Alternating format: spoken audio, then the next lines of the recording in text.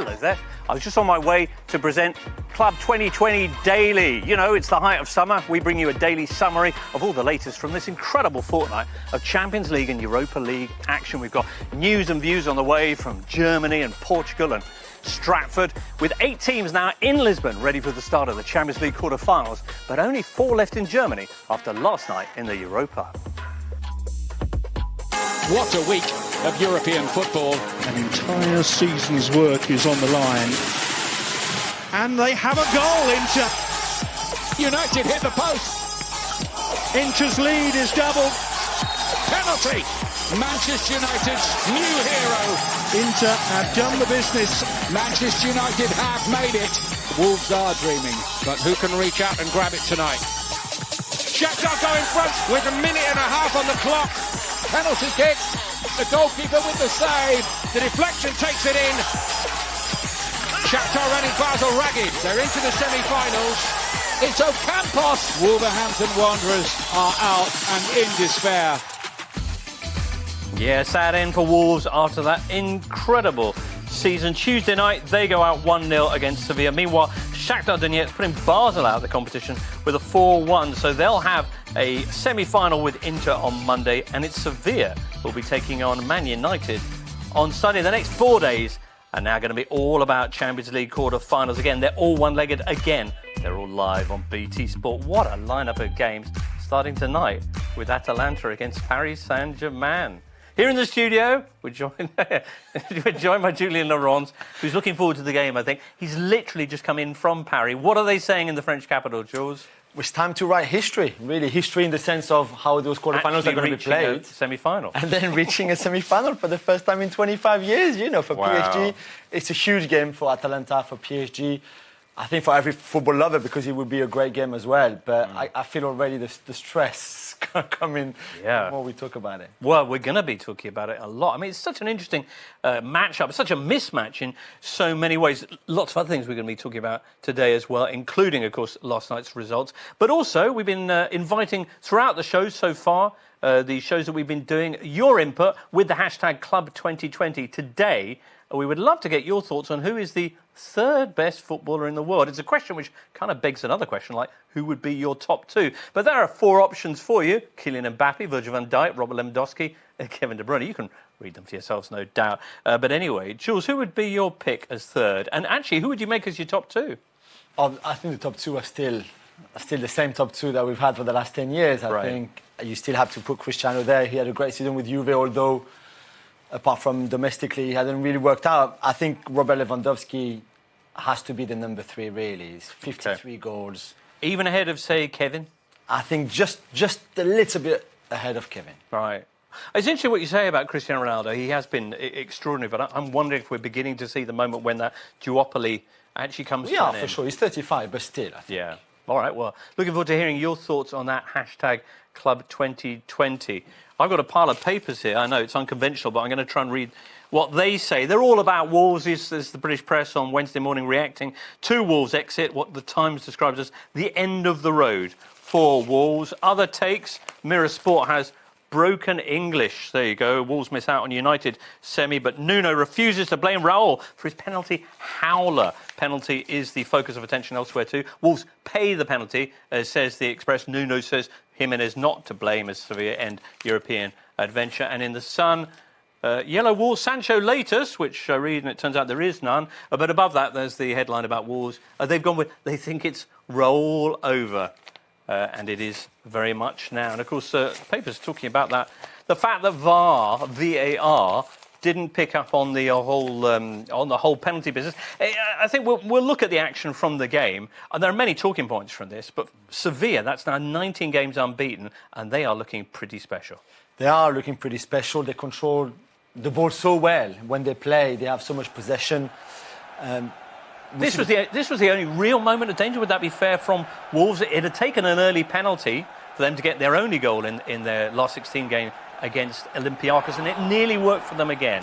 Yes, you're right, and I think that was the game plan all along, playing quite deep and inviting Sevilla forward and then hitting them on the counter with Adama and Raul almost worked out. And then they defended well, I thought, because Sevilla didn't really have that many chances, but a moment of brilliance from Eva Banega once more, and a great header by Ocampos, who's been Sevilla's best player. We see the celebrations. It's another Europa League / UEFA Cup semi-final for them. That's what they do, Sevilla. Okay, now I mentioned the business over the penalty. There were two questions, and they were focused on quite a lot in last night's coverage as well. The fact that the keeper, Bono, got himself a bit of an edge, you might say, by going maybe a centimetre off the line, but also the fact that top left of your screen there, Diego Carlos is clearly already in the penalty box when the kick is taken, which is quite important because it is, look, him who actually clears the ball. And I thought that when it was the case, you had to retake the penalty. And we've seen it, I think, in every league. I'm sure we've seen it even in Europe before this season. So it's a big one that VAR missed, that the referees missed, because had not Diego Carlos cleared that ball after Bono's save, I think, okay, maybe you could give this one away. But considering how important, as you said, he's been on the rebound, I think this one was pretty clear that he had to be retaken. That said, Sevilla looked the better side. The numbers are incredible. They had 14 corners. Wolves had none. They had, I don't know how many shots. Wolves, I think, had just that one on target. None after that in the rest of the game. And through they go. And could we be on for another amazing run from then in this tournament? As for Wolves, 13 months later, their season does come to an end. Lots of reaction, though, from their supporters saying about what an incredible trip it's been and what a remarkable journey that they've been on. I mean, for the papers to be so dramatic about them missing out on a semi-final when you think that when Nuno took over, they were in the lower end of the championship, it just illustrates how much progress they've made. They've come such a long way, really, from when Nuno took over. We've talked a lot about the club and the importance of Jorge Mendes, for example, in the whole transfer business, the recruitment, etc. But still, they've done a great job, all of them. Mendes, Nuno, the players, the way everybody has improved as well. If you look at Matt Doherty, for example, or even Conor Cody, and to see where they are now, amongst the best in England in their position, is quite incredible, the work they've all done. And I would have loved to see a semi-final against Manchester United, but I think Sevilla overall were probably the best team in this. What about where some of Wolves' stars are going to be? Because they're not going to be in Europe next season. They missed out through their Premier League positioning. They're not going to get anything through this competition. Is that going to impact, as we just look there at the tournament tree and the fact that it's Sevilla are going to be taking on Man United, not Wolves? Do you think that could have any impact on the future of the manager, even someone like Jimenez, the fact that they're not going to be in Europe? Maybe, although you could also think that a season without European competition for Wolves is potentially can be a very good season in Europe, in the Premier League, in the sense that everybody else will be playing in Europe, not them. They can only focus on the league and they can have a very good domestic season. But Jimenez is 29, and maybe if he wants that big move, it's right now to a bigger club. I mean, where you play in Europe every season. Same for Doherty, who's 28. The others are quite young, so much younger. Adama is 24. He can have another season at Wolves, see how this one goes, and then maybe go next summer when there's no money issues regarding the break and the coronavirus and stuff. Okay, and just on the subject of the semi-final against Manchester United, Sevilla looked a bit fresher than Wolves last night. We saw how tired Man United looked when they took on Copenhagen and really struggled in the end to actually get the goal that saw them through. How much danger do you think Man United are in that semi? Oh, it's a tricky game. It's a really 50-50 game. I think it's a Champions League quarter-final. But United have had one day more recovery, if you think about it, towards Sevilla, and that could count. OK. It was a Champions League last 16 game a couple of seasons back, wasn't it? And Sevilla got the better of United, 2-1 at Old Trafford, as I recall. OK, well, that's the Europa League. More of that comes Sunday when the semi-finals get underway. The focus now turns to Lisbon and the Champions League. All the big names have been arriving in town for the games, including Des Kelly and Steve McManaman, who've been having a natter over a natter. Hello from Lisbon. I'm here with Steve McManaman, who's our co-commentator. Throughout the tournament, we've been sanitised, we've been scanned, we've been temperature checked. We're ready and we're looking forward to the first quarter-final tonight between Atalanta and Paris Saint-Germain. Steve's going to help me with these Portuguese headlines. It says it's the Lisbon Cup, Lisbon champions. Yeah. Today begins the great summit of European football. You've been to Lisbon before. Didn't feel like that in the city at the moment. It's strange. It felt quite eerie, didn't it? As I was here in 2014 when Real Madrid defeated Atletico Madrid, and it was very vibrant then. We went to the square last night where the UEFA had taken over and made their sort of their fans' village as what it was back then. And there was games, there was tournaments, there was cups on show. There was all kinds of things for the general public. And last night there was nothing, was there? No. People milling round. Of course, it was busy for an international city, but nothing necessarily to do with football. We understand why. I mean, the Yeah, teams of are in their course, separate bubbles, and the Yeah. people of Bergamo, Atalanta's home, of course. Atalanta's home, they know it more than most because that was a lot of pressure on that and a lot of casualties. So, and they're using it as a motivation. But their style, it's fast. Their hard pressing side, they've got a big chance. They've got an excellent chance because they score lots of goals, don't they? We know that they concede. I watched them a couple of times, of course, against Manchester City, so you've got a good guide of what they were like. And Manchester City, I always thought, were the better team against them if they were to come up against each other again. But the way they go forward, the way they create chances, the way they score goals, that will always give you a great opportunity, especially against a team like PSG. If it was against an Atletico Madrid, who they may meet further down the line, it might be different, but they've got an excellent chance tonight. Well, they've crashed out PSG in the last 16 for the last 3 seasons, so the pressure is on them, and they've got injuries. Verratti, Kurzawa, Kehrer, Di Maria suspended, even Tuchel's broken his foot, but Mbappe might be on the bench tonight, which is a surprise. Yes. PSG are great, aren't they? PSG are great, but the one thing that we say about them every single year is, have they got it up here? Can they get over the line? Have they got the mental strength to win these type of games? Well, we'll find out. We're excited to see what's going to happen tonight. The first quarter-final will be there, and we'll see you later. Fantastic. Really looking forward to this game. Paris Saint-Germain, Jules, how much pressure is going to be on Thomas Tuchel, given the recent failures of last season against Man United, but so many disappointments? It's big. I think if Atalanta were clear winners, let's say, I don't know if he would be there next season. He's got 1 more year left on his contract. I think Max Allegri could be a potential successor easily with Leonardo, the sporting director in Paris. But there's a lot of confidence still at the club. Okay, it's a tricky opposition, and everybody knows that. They're such a dangerous team, maybe the best pressing side in Europe right now with Liverpool. It's not going to be easy, but I think there's still a lot of confidence in Paris that they have the player to do it, that Tuchel has learned maybe from the mistakes of last season, certainly against United, also against Dortmund in the previous round, after the first leg, where he messed things up a little bit, but got much better in the second leg.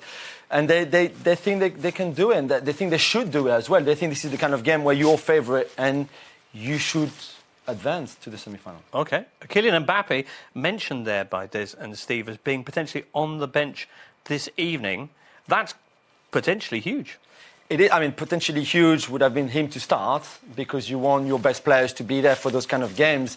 And there's this sort of curse around PSG for many years now, even before the Qataris took over, that when big games come, you have issues with injuries, with suspension, with problems or negativity around the team. But it's good that he's at least on the bench. I think he would want to start, but you don't want to take any risk of him then getting injured a bit more seriously, if you want, and missing out the semi-final if there is a semi-final. But even if he's on the bench and can come on for the second half, for the last 30 minutes, when Atalanta players are a bit tired and have an impact on the game, is great. But there was a point where we thought he would not be even in the team on the bench. Well, we saw him come off the bench to deadly effect there against Bruges. He came on and scored a hat-trick in about 15 minutes. Yes, and he was really not happy to have been left on the bench by Tuchel for that game. But again, he was coming back from injury, and Tuchel has always been very cautious when Mbappe has been injured. He didn't start him in the second leg against Dortmund, didn't start him against Bruges. And I think he would be very cautious again tonight. I would start him personally. I would take the risk. I think Kylian would want to start, but Tuchel is very cautious, as we said. I think he would leave him on the bench. OK. We're talking about PSG having mental issues with the Champions League, and how traditionally, you mentioned it being almost a curse for them getting through to the semi-finals. How important then do you think it was, given their history of problems with second legs, the way they came back against Borussia Dortmund in this year's competition? Huge. Psychologically, it was very, very important. The biggest game of the season, of course, but the way they played, the way they came back, we saw Neymar there being so important, and that's what he wanted to be. He's involved as well on that second goal there at the beginning. But in the fact that he had to deliver, he had to put on a good performance. He missed the last 16 second leg in the previous 2 seasons because of injuries, and he was there. We see the fans outside. The game was behind closed door because of the beginning of the coronavirus crisis. But it was, I think, psychologically a huge game, huge win. Okay. The problem for Paris Saint-Germain in some ways is the fact that they've had 5 months without much competition, only a couple of cup matches, but it has given them a lot of time to prepare something special for their Champions League games when they finally came around. Look at this is Neymar there in training for tonight. Oh my word, Ander Herrera. Incredible. He was amazed. He said, I'm 30 and I've discovered I'm actually left-footed and not right-footed after this. I don't know if we will see this kind of combination, but I expect Ander Herrera to start the game, and I expect Neymar to be able to, we see the tweet there where Herrera made the joke. Expect Neymar. Quickly on Neymar, this is why he came to the club. He wanted to be the big star, the number one, not in the shadow of Messi or Suarez. And he is now. And this is the kind of game where he has to be the leader and he has to deliver and put on a good performance to send his team through. OK. Let's bring in another friend of ours, James Horncastle, who's dialing in. Where are you dialing in from, James? From my chateau. All right. Just come up from the wine cellar, James. So okay. Nice to be here. Thank you so much for taking time out. James, we've been discussing Paris Saint-Germain. I'm wondering, though, in Liga, in all the things that they've done, their cup run so far, have they faced a team that plays as aggressively as Atalanta do? I'm going to say no, even though I don't watch as much Liga as Jules does. But the reason why I say no is because I don't think there's a team in the world that plays like Atalanta. I think it's a unique system and it's a unique experience. You don't know what you're really coming up against until you're in the thick of it. And I think for all the preparation that Thomas Tuchel will have done, for all the video analysis that he'll have clipped up for his players to watch, until they're there and they play against this side and they see how aggressive they are, they see how these players switch positions, that they don't know where the attack is going to come from, I think that level of unpredictability is always going to be a problem for whoever faces Atalanta, because I think that is one of the reasons why they have this multiplier effect, which makes them such a dangerous opponent. Right. We talked about the pressing, that they're kind of asphyxiating pressing they try and do. And that's something that PSG really struggled against in their cup match recently with Saint-Etienne. Yeah, with Saint-Etienne, and I said to you before, if you can't beat Saint-Etienne's press, yes, you will struggle against Atalanta's press, for sure. We'll see this evening. Much more chat on this game to come. Quick check, though, on the layout of this final 8. Because PSG in what's been dubbed the easier side of the draw. Look at that, though, Jules. There's another Ligue 1 side on the other one. Lyon taking Man City on Saturday in the quarterfinals. We could have an all-French final. I think that's the plan. I think that's the plan for everyone. I think, this probably be the 2 best teams left in the competition. That would be amazing for Ligue 1. You haven't had a French side in the final since Monaco, and they're not even French. No, they are French, but yeah, you're right. It's by time that we have an all-French final, to be fair. It's hard to know. Stranger things have happened, although I can't think which right now. Hey, we were asking for your opinions on who is the third best footballer, and perhaps, in the world. Hashtag Club 2020 is the way to get in touch. Those are the results so far. Hey, Robert Lewandowski running away with this one, 52%. Kevin De Bruyne in second place, although effectively that would be fourth place. Yeah. Nice. All right, super.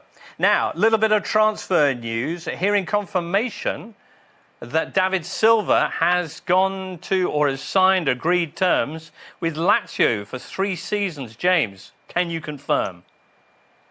I can. I think the personal terms were agreed a couple of days ago.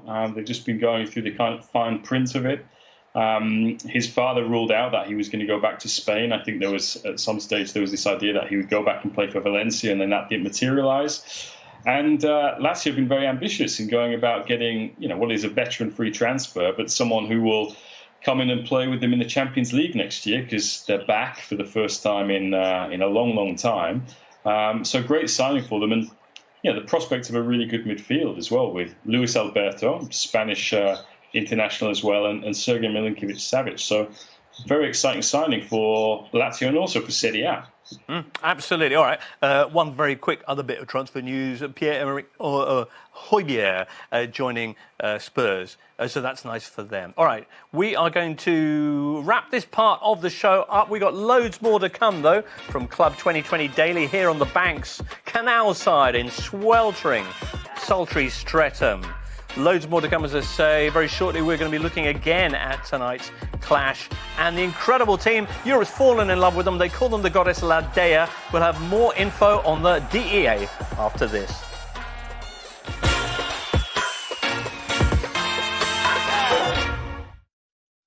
Nuno, commiserations today. I know that you dared to dream, and dreams can sometimes be broken in such a cruel fashion. What are the feelings at the end of that game today after putting in such a great performance, particularly defensively?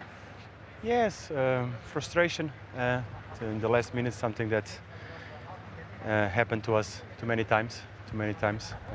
Require focus on a set piece. But proud of the boys. I think we play a tough team, and we were organized. We had moments that could, small details, small margins. It's all about that's what happens in football. But yeah, we came this far. Now it's over.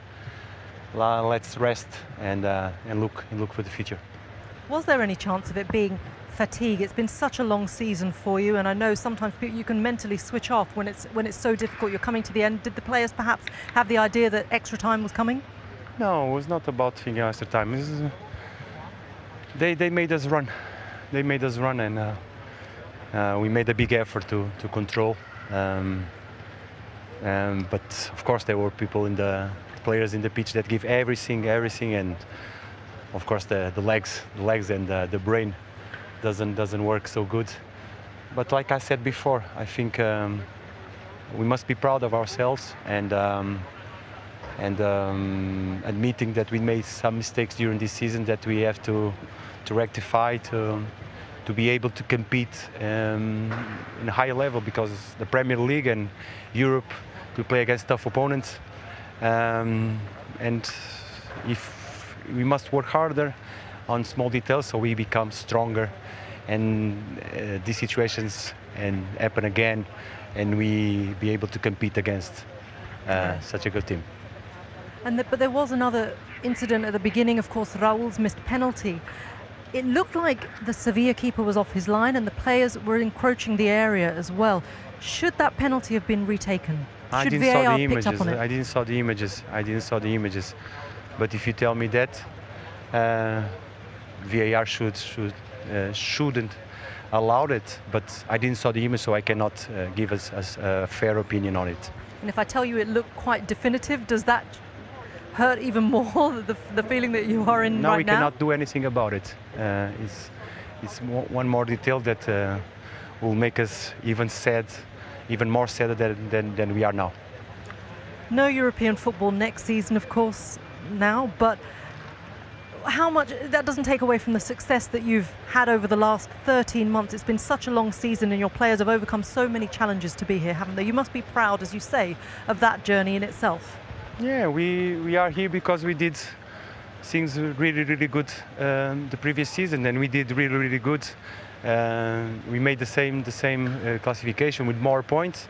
Things that doesn't happen, but European football is something that we chase because we want to improve. And if we want to improve and compete against the best ones, European football is just one more detail, because the Premier League is challenging enough. It's almost like playing Champions League every week. So honestly, nothing that can disturb the work that the players have been doing, and they will be ready for the next one.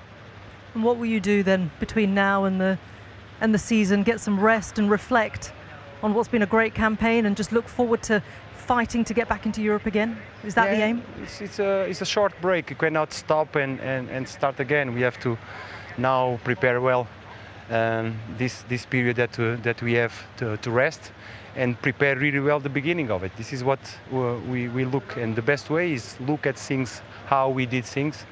It's a small squad.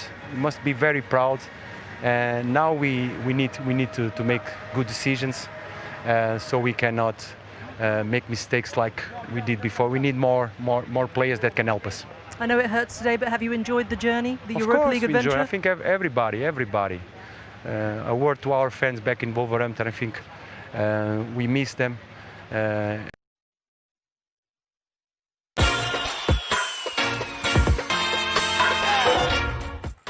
This is Stratford Club 2020 Daily, coming to you live here from the east side of town on a sultry August morning.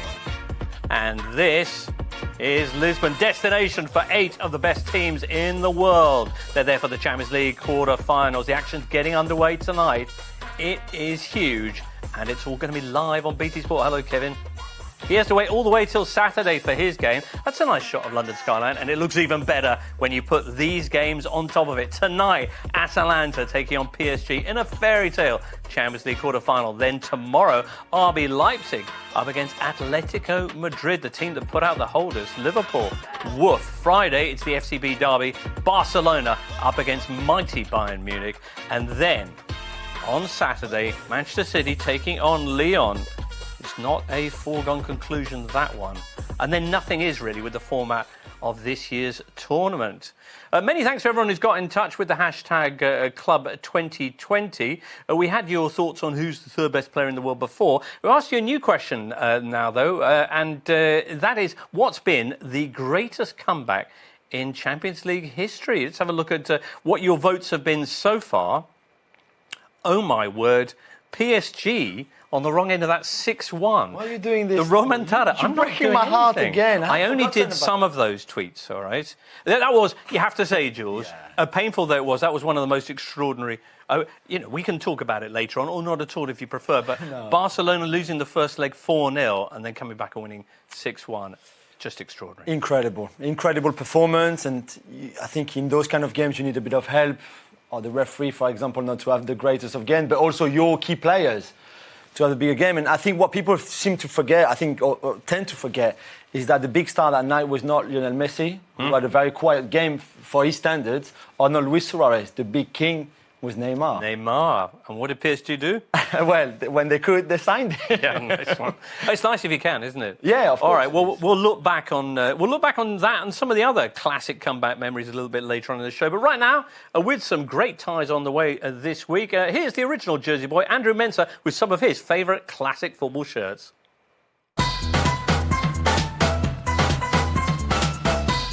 Yes, guys, you know me as the ultimate kit man. So for you, I have my semi-final predictions based off shirts alone. On this side of the draw, we have Simeone's Atletico Madrid versus the star-studded PSG of Neymar and Mbappe and all of those guys. I call this the battle of the stripes. Now, based on shirts alone, I have to go with Atletico Madrid because this is one of the best shirts I've ever seen in my life. On the other side of the draw, we have Pep facing his old team, Barcelona. Now, this is a tough one for me because both shirts are good, but based on the shirt alone, I have to go with the Barca UNICEF. This shirt is just too iconic. We know what happened in this shirt.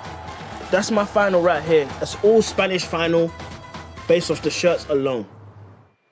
You never know, it could happen. Many thanks to Andrew. We'll be hearing more from him again very shortly. But I think we're going to be joined now again by James Horncastle from Chateau Horn. The actual Horncastle. Sure, in Andrew Mensah's piece there. What is that? I mean, is disrespect, honestly. All right, steady, James.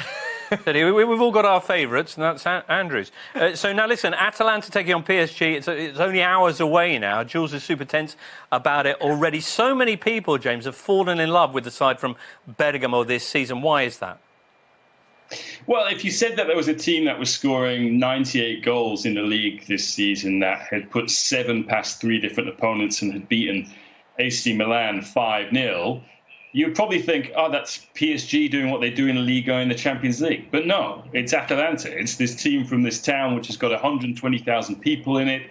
It's a club that essentially for a lot of the time has been a yo-yo club, or has been better known as an academy, the nursery of Italy, which is what they used to call it. And instead, they play thrilling, swashbuckling, innovative football, which I don't see anywhere else. And it's just a compelling watch, James. OK, a couple of key stats just to illustrate why tonight's game is so special. One is the fact that the only goalkeeper who they haven't been able to score against this season in the Champions League is Kyle Walker. And the other one is the fact that Neymar's wages alone would pay Atalanta's entire budget. This, in terms of a mismatch, is as big as it gets. It is. And I think because you would never have thought Atalanta would get into the Champions League. And yet they've got into the Champions League, and after having 0 points after 3 games, they qualify for the group stages. And then they beat Valencia. And now they're the only Italian side left in the competition. They're the only ones that are in this final 8 in Lisbon. And I think we should never lose track of how special that is, even though over the last 4 years they have been building and building and building towards this. In Italy, they're known as the Italian Leicester, because this is the kind of fairy tale that they are doing. They are punching so far above their weight. It's incredible. All right. Can the fairy tale continue? One thing we should mention, we talked about Mbappe, whether he's going to be fit. Atalanta are going to be without the man who scored incredibly 5 of the 8 goals they put past Valencia in the last 16. He scored in the home leg, and away he scored all 4 of their goals at the Mestalla. He's not there. He's not been around for a while, for the last month or 2. He's been given compassionate leave. He's back in Slovenia. Of course, it's been a tremendously difficult time for everybody in Bergamo, really the epicenter of the coronavirus outbreak in Italy and arguably also in Europe. How much, though, in football terms, does his absence, and we see him here, just the smile on his face, looking forward to happy days like this again soon for Josip Ilicic. But how much does his absence, James, hit Atalanta?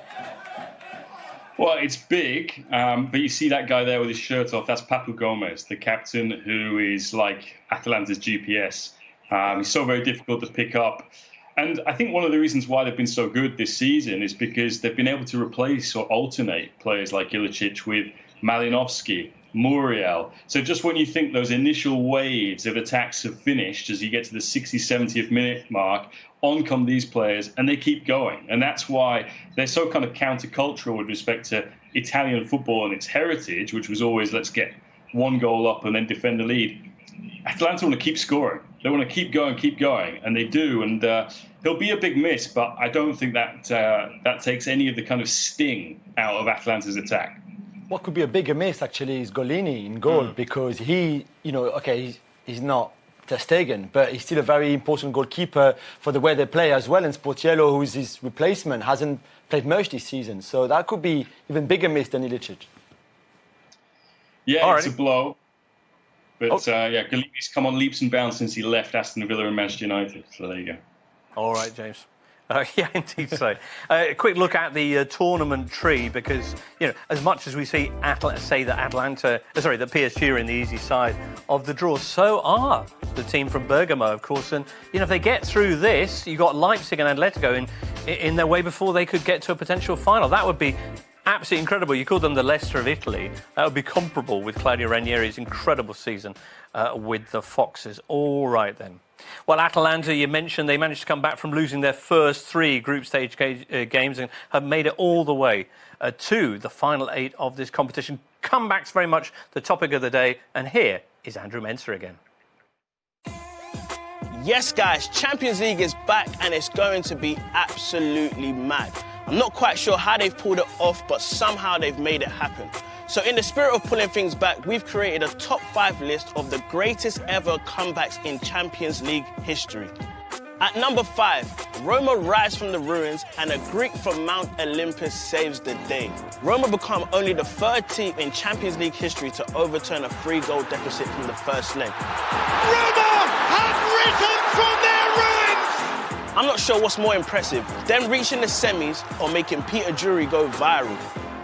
At number 4, we only have to look back to last season for the biggest night in Spurs' history.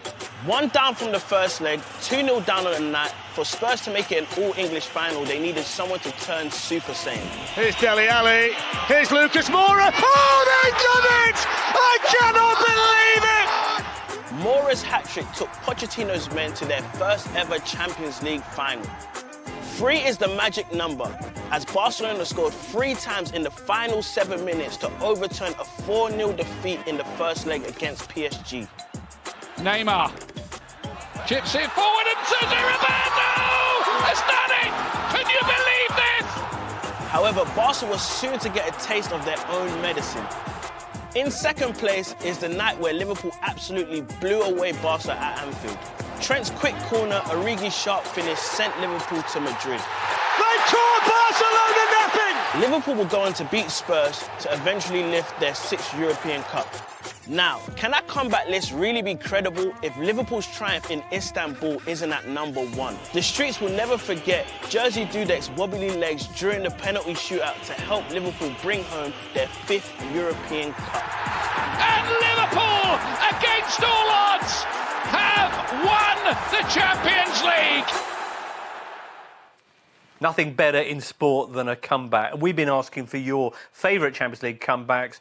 By the way, thank you. So many of you have been in touch. Literally hundreds of thousands of people are responding to our polls today. And this is the verdict as it stands on the greatest Champions League comebacks. Barcelona still in the lead there with that 6-1 against. There's nothing funny about it. But anyway, 47%.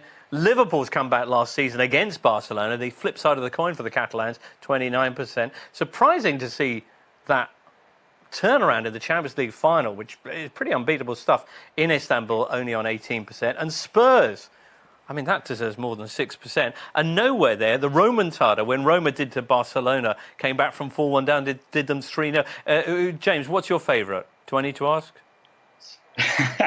Sentimental reasons, I think the Remontada, but Istanbul. And I think one reason I say that is because we're only used to one-off games being the final. Yeah. And now we're going to get a series of one-off games. So we might have a series of games like that. And I think that would be just so exciting. Right. Redman agrees with you on the social. He says Liverpool against AC Milan as it was the only final from the list. Trim Tiger says it has to be Liverpool against Milan. They were playing against a team stacked full of the greatest players ever. When you look at Milan's roster, that makes that comeback even more impressive from 3-0 down at half-time. Michael Andrew says United against Bayern Munich. Yeah, absolutely. 1999. 2 goals in stoppage time to win it and clinch a treble. And Liam Giggs. People underappreciate Tottenham. They pulled back 3 goals in one half and scored in the very last second. It was one of the most remarkable things I think any of us have ever seen in a series of seasons that have just seen one turn up after another, and who knows what this end of season will bring. Jules, just very briefly, what's your favourite Champions League comeback? Anything but the Barcelona PSG. No, it has to be Barcelona PSG. Even if that was a very hard night, it was just an incredible game, and the 3 goals in the last 5 minutes of the game was just remarkable. And that's how you learn, and that's what happens in football. Do you learn, though? Do you? We should see. We should see, I guess, tonight. Sorry, James? I said they learned against Manchester United last year. You had to go and bring that up. All right, well, that wasn't the only poll we've been running. We also asked earlier on, who do you think's the 3rd best player in the world? Curious how we've had this decade where you didn't even need to mention who the top 2 would be. Robert Lewandowski, 52%, which is actually, that number 52 is less than the number of goals he's scored all this season. So I'm going to ask, does he not belong in the top 2 at this point? James Horncastle? Yeah, he absolutely does. He should be winning the Ballon d'Or.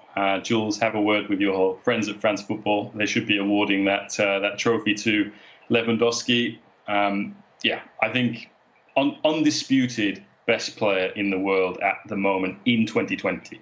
OK. Undisputed best player in the world. Crikey, Jules, that's a shout.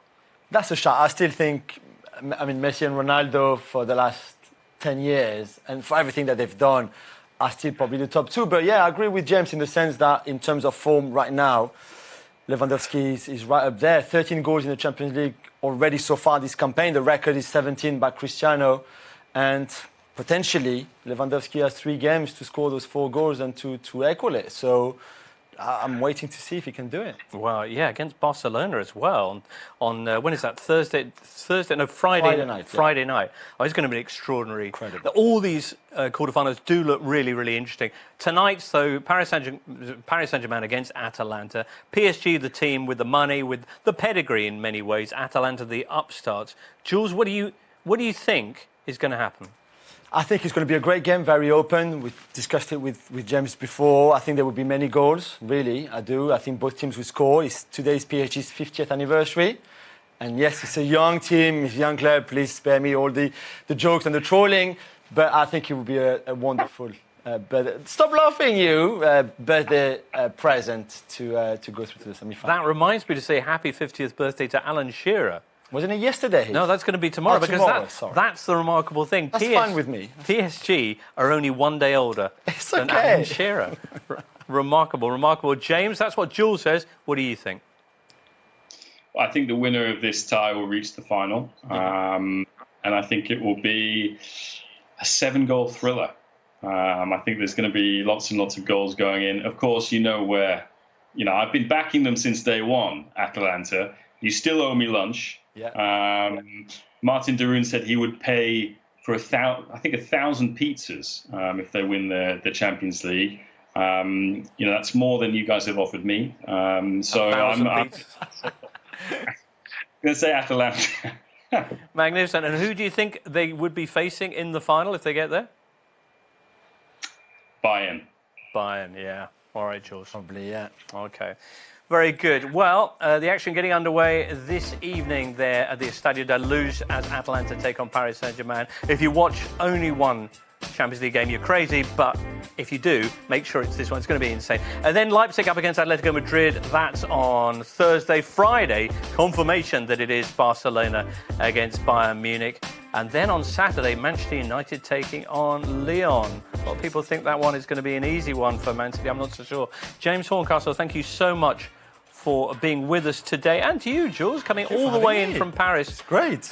just to so be here. Cozy here. I might come back, Well, yeah, that'd be great. Anytime you're free. Cozy's very much the word in these sultry Stratford conditions. You know what? We'll definitely be back tomorrow at 11 o'clock, reacting to events tonight in Lisbon, and of course, throwing forward to Thursday night's events. Make sure you join us then live on BT Sport 1 and on YouTube. For now, from all of us here, it's goodbye.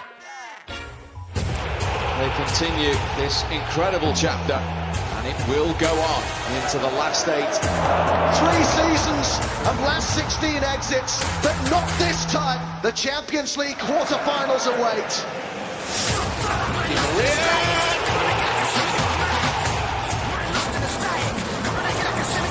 Oh, what a goal that is! How about this for a story? The Slovenia international is at it again. Pablo